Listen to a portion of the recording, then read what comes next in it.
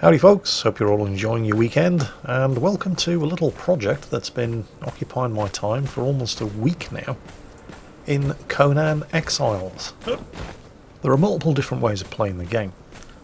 You can play online on a public server in either co-op, PvE, or PvP servers. And in fact it was watching Isolate play in PvP on a public server that intrigued me and led me into actually getting the game for myself. Now, those of you who saw and enjoyed my Subnautica videos will probably not be at all surprised to hear that I quite like the idea of games that allow you to go out and gather basic resources and build big things from them. Conan Exiles is kind of like that, but whereas in a game like Subnautica, where the kind of things that you could build were already pre-made, all you had to do was go out and get the ingredients for them, Conan Exiles takes a different approach. It's a lot more like Minecraft, except, with swords and sandals and scantily clad women. And what you can actually build is limited only by the building blocks available to you and your imagination. And it was while watching Isolate building up his base with his clan on a PvP server, and then defending that base from other players, that led me to think, just exactly how big can we go here? And so for most of the last week, I haven't been doing other videos, I've been collecting resources, a mind-boggling amount of resources in Conan Exiles, and just seeing exactly what it was I could build. Now, I'm no expert on castle building, and I made a lot of mistakes during the process of constructing Fort Jingles, and while at times it was kind of frustrating when things didn't go quite as I'd planned, and sometimes it was a little tedious as I dug up tens of thousands of units of rock and iron and chopped down countless trees in order to get the resources required to build what we ended up with. And what we ended up with, well, I think it was worth the effort. And hopefully by the end of this video, you'll agree. Now, in the real world, if you're building a castle, you were going to put it somewhere that either needed to be defended or pacified. You didn't always have the luxury of placing your defensive fortification in an area that could take advantage of the natural geography. Obviously here in Conan Exiles I don't have that problem. I can stick Fort Jingles down pretty much anywhere I want. And so I was able to pick and choose from the natural geographical features that were going to enable me to build a castle that was going to be as bastard hard to get into as I possibly could. And so what we're seeing here, this isn't actually Fort Jingles. In fact, this isn't even the gatehouse to Fort Jingles. This is just the first step. I've run out of resources for the moment though, so right now what we're going to do is we're going to head back to home base. Now, here's a little something I prepared earlier, and as you can see, I've basically fortified a cave. I do kind of have to give credit to Isolate here, because this is exactly the same location that he fortified on his PvP server with his clan, and it was while watching his live stream that I thought, you know what, this looks like a good spot, so I've basically ripped him off. But remember, you start this game nailed to a cross. Conan cuts you down, tosses you a water skin, and that's it. You quite literally don't have a pot to piss in or a window to throw it out of. So when I arrived in this cave, it was just bare rock and dirt. And through a patient process of gathering resources, we've turned it into this. This is what I call my pussy palace. My shrine to the pleasure goddess. What? It's because of the cats. That's why I call it the pussy palace. Why? What did you think it was? Constructed the elevator. As you can see, there's a lot of spare space up there. Plenty of space down here in the living quarters as well. We'll head downstairs into the, well, this was the main first floor, but this is where all of the crafting happens. So we've got a blacksmith's bench, we've got tanning racks, we've got furnaces for smelting iron and rocks. We've got a cauldron for brewing potions, we've got tanning racks, we've got a dancer. All of the non-player characters that you see here, once upon a time, were living wild, free and peaceful out in the wilderness at large, until I turned up with a truncheon, smacked them over the head, beat them unconscious, tied a rope around their ankles, and dragged them back here to bend them to my will. And I'm not making that up. That is quite literally the process that you go through in order to recruit. Yes, we'll call it recruitment. Not enslavement, no. In order to recruit non-player characters to do your dirty work for you. One nice touch with the game is that you put these non-player characters through the exact same process that was suffered by Conan in the Arnold Schwarzenegger movie, Conan the Barbarian, all those years ago. Conan was taken as a child, enslaved, and put on this thing called the Wheel of Pain. And you can actually build a Wheel of Pain here in the game. And you bring your slaves back, you toss them on the wheel, and once they've been thoroughly broken, they work for you. It's a lot like the salt mine recruitment process. Anyway, let's continue the tour of home base, which is reasonably well fortified, as you can see. The walls are fairly well defended. We've got crenellations. Well, I could have non-player characters actually manning the battlements and defending the gate using the siege cauldron up there, and have warriors down here in the courtyard, I suppose you'd call it. I don't actually know the proper terms as far as castle building is concerned, but I'm kind of saving all of that for Fort Jingles itself. Now, this is not Fort Jingles. This place took over a week to build, but I built this place starting from scratch. Fort Jingles is going to be far bigger and far more impressive than this. At the moment it's pretty pathetic really, but you have to start somewhere.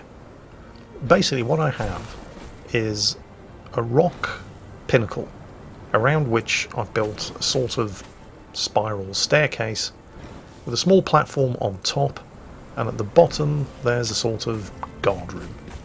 At some point I will be putting NPC warriors into the guard room in order to defend it, but I don't really anticipate this first stage of Fort Jingles being much of a problem for any determined invaders. You're going to be able to break your way through that guard room and climb the spiral staircase without too many problems. But it's not this first stage that is going to provide the problems for anybody assaulting it. And you'll see what I mean when we come to building stage 2. Of course, to get to stage 2, which is going to be built on that rock pinnacle, I first have to build a walkway to get to it. So while I'm getting this bridge built, well, it's going to give you the perfect opportunity from here, which is where stage 2 of the fort is going to be built, to see exactly the kind of problems that anybody assaulting the first stage is going to suffer. It's awfully exposed on that spiral staircase, isn't it? And I've done that on purpose. Anybody crossing over that, or climbing to the top of the first stage, is going to be very exposed to fire from archers over here on the second stage, once I've finished construction of it. So, bridge complete. We now have access to the second stage of Fort Jingles. And now I have to go through the extremely long and frankly quite boring process of laying the foundations for stage 2. And I'm not going to bore you with that, so we'll just skip ahead to a point when construction has progressed. So, sometime later, I actually made it over to stage 3, but more on that later. And you can see, I mean, stage 1 isn't even complete yet. I'm going to put a guardhouse at the top as well. I don't want to make things too easy for anybody assaulting stage 1. But you can see the foundations have been laid for stage 2, and I've almost completed construction of the second bridge, which is going to lead to stage 3. It's here in stage 2. It's going to occupy us for most of the rest of the time as we build this into something beginning to resemble a defensive fortification. Even at this early stage though, you can see how things are starting to shape up, and while pretty basic, it doesn't look too bad. First things first, however, we're going to finalise construction of the initial guard room. It's not going to be an awful lot of use if it doesn't have a door, for example, and we've also put a roof on it. Again, this is really just to slow people down and give the archers on stage 2 and at the top of the tower here on stage 1 something to shoot at. As you can see, I've also started construction of a second guard room at the top of the first tower to give people even more problems once they've fought their way to the top. I'm going to put a roof on top of this with some battlements and stick some more archers on there as well, just to keep them occupied as they're storming the staircase. There will of course also be a door that they have to batter their way through, because hey, why make things easy for them? A couple of days later, we're back at the top of the first tower, and you can see the access point over there to tower number 2. And I've also made some progress on building the third and final stage of the fortress up. I didn't realise it at the time, but I have actually made some very, very expensive mistakes, which are going to cost me ridiculous amounts of time and effort to fix later on. Mostly to do with this drawbridge. Yep, I've got a drawbridge connecting Tower 2 to Tower 3, or I would have a drawbridge connecting Tower 2 to Tower 3 if I could get the bloody thing to work. You see, the building tools available in Conan Exiles are pretty good, but they're not terribly precise. There's no grid feature, for example, to let you know that you've built two connecting parts the correct distance away from each other in order for them to actually connect when you try to lay them down. So what I'm trying to do here, well, I've figured out that I can't have a gate in the gateway because it's going to block the drawbridge. But what I'm trying to do here is get the drawbridge from the existing gateway, which I've constructed, to pair up with the drawbridge from the gateway over there on the second tower, so that the two drawbridges meet in the middle. Because I don't know exactly how far away that gate needs to be in order for the drawbridge to connect, every time I get it wrong, I have to tear down the gateway and any features connecting to it and try again. And this gets very, very expensive in time, resources and patience. So I've torn this gate down and then thrown it up and attempted to fix the drawbridge in place, and torn it down and thrown it up, and I've gone through this process about 3 times, and then I did a bit of research, and it turns out that if you build some fence foundations at the part where you're going to actually stick the gate down, this gives the drawbridge something to snap to and makes it much, much easier to get two parts of a drawbridge to connect. Of course, you have to hope that you've actually put the fence foundations down in the correct place, so that the gate, when you actually get it to connect to the foundations... Wait, oh, there it is. Nope, wrong way round, that's the outer face. Turn it around, there it is. And hopefully now I've put it in the right spot and the drawbridge will just... There it is. Finally! I don't want to tell you how long this took, but let's just say once it was done, I was in the mood to celebrate. Oh yeah, baby. Shake that fine Sumerian boutte. He does seem quite pleased with himself, doesn't he? And rightfully so. I mean, seriously, this took the best part of a day just to get those two gatehouses with the drawbridges in the right place and connecting to each other. But no rest for the wicked. Fort Jingles is barely started. There's a lot more work to be done. Actually, after all that effort, I should probably show you the drawbridge actually working. We'll pull it up from Tower 2, because I'm going to work on finalising the construction of Tower 2, and I don't want to be stuck in Tower 3 with the drawbridge up. So, here we go, one fully functional drawbridge. We'd almost never actually pull it up from this side. The idea would be that if Tower 2, which is where we currently are, looked like it was in danger of falling, we would retreat over the drawbridge to Tower 3, and then pull it up from that side. Just putting the finishing touches to an archer platform, which is going to help defend the... I don't know, I keep calling them courtyards. Is it the inner bailey? I really don't know the proper castle building terms, but we're going to have some archers up here, just to create problems for anybody breaking their way through the gate down there, and forcing their way into the central area of Tower number 2. So there are going to be archers up here to shoot down at anybody trying to force the drawbridge. And we'll also have warriors down there in the courtyard to keep them occupied as well. One thing that stayed true all the way throughout this entire building process, and proved to be very, very expensive, was I constantly... You see, I never really had a plan. I just spotted this location with 3 natural towers, and I thought that would be a fantastic place for a castle. I didn't really have any kind of idea of how I was going to go ahead and build it. This has very much been a learning process. A very enjoyable learning process, but a very expensive and sometimes a very frustrating one as well. Because I would keep having these ideas and thinking, yeah, that'd be cool, without any real idea of how I was going to build it. And then once I'd built it, I'd realise, oh shit, that isn't going to work. So I'd have to tear the whole thing down and do it properly the second time around, which got very, very expensive in time and resources. And even then, I wouldn't get it right the second time around, not necessarily. So it was a learning process. But considering that this is my first ever real attempt at building a castle in Conan Exiles, I think the end result when you see it, it was actually not bad. Back at the base of Tower 1, I've stuck some palisades down so people can't just, well, bypass the first guard room and run straight up the spiral staircase, and they do actually have to expend some kind of effort to even make it this far. And from a distance, you can see how things are starting to shape up. Still a lot of work to be done. But I'm not entirely happy with the way the second tower is just kind of looking like this big square cube sitting on top of the natural rock pinnacle. I'm going to have to do something about that. I mean, it works, it's functional, but I'm not happy with the way it looks. In the meantime, let's take a tour of the work that we've done so far. So you can see that we've basically finished work in the first guard room. We've put some palisades down so people can't just bypass the guard room and climb straight up the spiral staircase. Now don't forget, this spiral staircase is deliberately exposed to render anybody assaulting it vulnerable to archer fire from Tower 2, as well as any archers standing on top of Tower 1 here on this little platform. This guard room will also be occupied by warriors. Then they have to cross this catwalk, all the while getting shot at by archers here in Tower 2 and any archers in Tower 1 that they bypassed in their haste to get through to the second tower. Here's the drawbridge leading to Tower 3. However, this courtyard is also going to be occupied by warriors, and any archers on the battlements are going to be directing their fire to any invaders in the courtyard.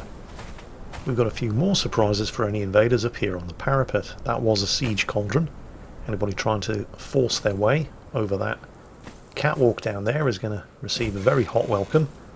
I'm probably going to stick a second siege cauldron here, basically right above the gateway. So anybody trying to hack their way through that gate is going to get doused in boiling oil. Yeah, let's go ahead and put this in place right now. I've used the cheap option for building crenellations. You can actually put crenellations down, and in fact if you're going to position a siege cauldron, it has to be attached to a crenellation like this.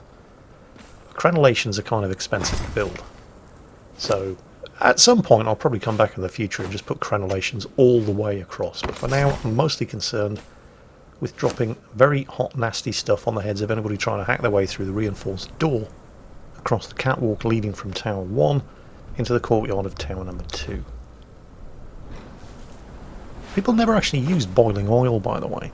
Oil's a very, very useful and expensive thing. It's far cheaper just to use boiling water or extremely hot burning sand. But there we go, 2 siege cauldrons in place. This little tower over here is also going to be a nest of archers. And over there in the opposite corner you can see, well, this was my first attempt at least, at doing something about breaking up the outline of this big, well, block of rock on top of the pinnacle. And it has a functional purpose as well. It's got reinforced doors, staircase leading up to, basically it's yet another archery tower. And it serves a aesthetic as well as a functional purpose. As well as being a home for archers, I've also extended it out over the edge of the parapet. I'll show you what I'm talking about. It's basically serving the purpose of not only providing a platform for archers to fire down at anybody trying to force the door and cross the catwalk from the first tower, but it also breaks up the outline of this big square block on top of the hill. It still looks fairly crap though. It's just another block sitting on top of a block, and that is going to be yet another ridiculously expensive problem to fix. Progress is coming along nicely on Tower 3 though, which is going to be the main defensive structure, but Tower 3 is also going to be the source of most of my headaches, for reasons which are not entirely my own fault. The first problem with Tower 3 is that it's not entirely flat up here. I mean, I got kind of lucky with Tower 1 and Tower 2. They were mostly fairly flat and featureless up top. Tower 3, not so much. This means I have to put a lot of foundation stones down in order to provide a level building surface. But this isn't a huge problem, it's just an expensive one. The major problem up here on the top of Tower 3, or what will become Tower 3, is actually located, well, down there. Just down there to the right. That's a non-player character settlement. Now, having access to a unwilling supply of slaves is actually quite good, because it means I don't have to go too far to smack somebody over the head with a steel truncheon, tie a rope to their ankles, and then drag them back to the Wheel of Pain in order to break them to my will and press them into service defending Fort Jingles. But while Conan Exiles allows you to get away with a lot of things when it comes to building, one thing that it does not allow you to do is build anything too close to one of those settlements. Now here at the front, I can build a nice square arrangements of foundations, but at the back it's just a little bit too close, and I'm not allowed to actually build anything there, which means the back end of Tower 3's foundations looks like a bit of a dog's leg, and that's going to cause me all kinds of problems when it comes to actually building up the walls at the back here. You see, here at the front I can build the walls of the main keep as long, as straight, and as tall as I like. At the back, however, it's an entirely different story. That's not my only problem with Tower 3 though. Much in the same way as Tower 2, it's starting to look a bit like a Borg cube, and while I try to fix that problem with Tower 2 by sticking that archery tower on the corner, it hasn't really worked out too well. And Tower 3 is looking even worse. It just looks kind of boring. I mean, it works, it's entirely defensible, but I can do better than that. It might get a bit expensive though. Now, while I want to do something about the aesthetics of Tower 3, I want it to be functional at the same time, so I figured, well, what if I were to build another archery platform here, sticking out over the side of Tower number 3, because it'll serve a functional purpose as well. Any archers up here can be firing down at any attackers trying to somehow force their way across the drawbridge from Tower 2 to Tower 3. So that works. I mean, it breaks up the outline of Tower 3, but it also has a functional defensive purpose as well. Anybody trying to force their way over that drawbridge is going to have all kinds of problems from any archers positioned on this, well, I don't even know what you call it. I'm sure there's a word for it, but like I said, if there's a proper terminology for it, I don't know what it is. And here's how it looks from the perspective of any would-be attackers. Yeah. No. It's... I mean, it'll work, I suppose, but I'm just going to end up having to tear it down and try again from scratch with something that actually looks as if it belongs there. Yeah, well, maybe, maybe not. Let's have another look from the perspective of Tower number 1. It doesn't look that bad, I suppose, if I was to stick some supports underneath it. Tower 2's looking okay, again, with the exception of that eyesore tower on the left corner. It's definitely going to have to go, and I'm going to have to do something better over there. I mean, just look at it. It looks like something a 4-year-old built with a Lego set. Wait, oh, hang on. There's a sandstorm incoming. You haven't actually seen a sandstorm in Conan Exiles, have you? And we're in the perfect vantage point to get a grandstand view of a sandstorm coming in. Wait for it. There, do you see it building? There it is. This is actually pretty cool. Try not to look at that archery tower on the corner of Tower 2, it's just ruining the view. Don't worry, we're going to fix that. Here comes the sandstorm. The sandstorm will kill you, by the way, if it catches you out in the open. And I'm not entirely sure that I'm safe here in Tower 3, because it is mostly still exposed to the elements. Yeah, I'd better find some shelter quick. Otherwise this is going to be the shortest casual Saturday video ever made. I better run for the safety of Tower 2. I should be relatively safe in the courtyard. Ooh, although not while I'm crossing the drawbridge. Am I good here? I think I'm good here. Yeah. Oh no, maybe not. Let's get under the awning. Yeah, there we go, in shelter. All you can really do in a sandstorm is find shelter and wait for it to pass. And there it goes. That is a very, very nice effect. Well, it's not a very nice effect if you're caught out in the open. I have died in sandstorms on more than one occasion. Although there is a sandstorm mask that you can create, which should keep you relatively safe, although I never seem to get around to doing it. Anyway, there we go. Progress so far. Seen from the vantage point of that god-awful looking archery platform on the corner of Tower 2, which is definitely going to have to go. Of course, the important thing about defensive fortifications of any type, and I don't care whether we're talking about a simple roll of barbed wire or Castle Carnarvon, they're completely useless unless they're covered by fire. So we've got some archers on the battlements at long last, although not nearly enough. And down here in the central courtyard, say hello to Sully and the boys. What do you mean the boys? There's only Sully and the boy. Well, they're about to be joined by yet another willing volunteer in the defence of Fort Jingles. Volunteers.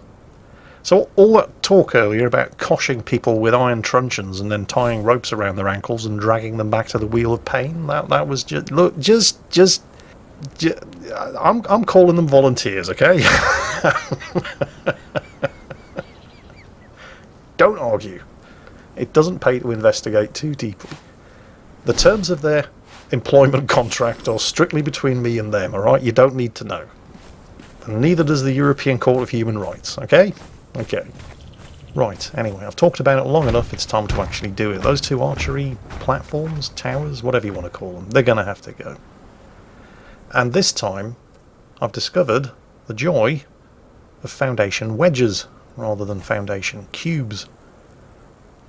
They're a bit tricky to get the hang of, and there are limits to what you can do with them, but while you can't strictly create circular structures in Conan Exiles, you can have a pretty good stab at it by using these wedges.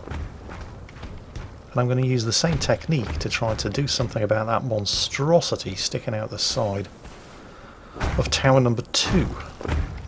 So with the wedge foundations in place, it's time to basically tear down all of the work and put into building this tower in the first place, and, well, pretty much start again from scratch. From a functional perspective, all I've actually done here is tear down the outer half of that tower and then build the wedge foundations up from the ground to meet it, and then rebuilt the tower in a slightly different shape. Doesn't seem like a lot of effort, but in order to do it, I first had to quarry thousands of units of stone, smelt thousands of units of iron, and chop down dozens of trees in order to gather the resources required to basically build this tower again from the ground up. It was a colossal amount of effort, but after hours of work it's finally done. Just adding the finishing touches, and we're complete. And it still serves exactly the same purpose. It still functions as a platform for archers to shoot down at anybody trying to gain access to Tower 2 via the catwalk. But hopefully it looks a damn sight better. I'll use the same technique on a slightly smaller scale for this platform overlooking the drawbridge connecting Tower 2 and Tower 3, which finally allows us to actually, because those awnings were actually blocking off the placement of any wall pieces behind them, which seems really strange, but hey, I just work here. But we can finally actually get the walls complete over here on Tower 3, which is going to be absolutely huge, by the way. So, let's see how it looks. Yeah, that is way better. It just looks like it belongs there, rather than something that a 4-year-old built with a Lego set. Not that I'm criticising Lego, of course, you know, you can do some amazing things with Lego, but yeah, not when you're 4 years old. It breaks up the outline. It no longer looks like a pair of ball cubes stuck onto the side of existing structures. Yeah, that's much better. Check that out. And just as functional. Let's see how it all looks from ground level. Yeah, definitely. Well, I don't know if it was worth the effort. I mean, if I could have just gotten it right the first time. But you rarely do get everything right the first time when you're playing with a new toy set, do you? You know, you have to get it wrong, learn from your mistakes, and get it right the second, third, or possibly even fourth time. Yeah. Yeah, I'm quite happy with towers 1 and 2 now. I don't think I really need to do anything more to them. Tower 3, however, is still only about 2/3 done. So I'd best crack on with that. Well, we're back to finish off construction of Tower 3, but first I thought I'd show you a little bit more of what we've actually accomplished so far on Towers 1 and 2. We're on the top of the archery platform on Tower 1, and this is the first archer. He's going to be occupying this position. I plan to go and recruit a few more volunteers. He's probably getting a bit lonely up here. Finalising construction on Tower 3 caused me my biggest headaches, and the biggest waste of time. I mean, just look at this mess. It doesn't just look bad, I can't build anything on it. I mean, and it wasn't because I screwed up the design. I mean, for once, this wasn't actually my fault. It was all... Well, it's because of the proximity to that non-player character encampment. You can't build anything too close to one of those things. Which is a real pain in the arse, because the geographical location was ideal. You've got these 3 rock pinnacles all within easy catwalk or drawbridge distance of each other. It was just begging to be fortified. And the game just had to go and stick a non-player character encampment within building range of it. I can't tell you how frustrating it was.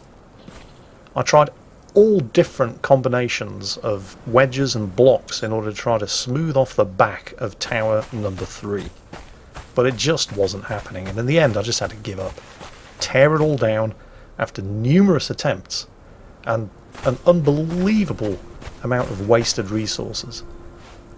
I have to give a shout out to Rita Gamer here, who went above and beyond the call of duty, just putting hours in each day, gathering the stone, iron and wood that was required to build this place up, tear it down, build it up again, tear it down and build it up again. She really did go above and beyond the call of duty, but eventually I just gave up. It was never going to work, not the way I wanted it to, and so I kind of had to make the best of a bad deal. The finished result, however, well, not quite finished. I didn't quite complete construction of the entirety of Fort Jingles in time for today's video. God knows I tried. But it was that non-player character encampment that just kept screwing me over every time.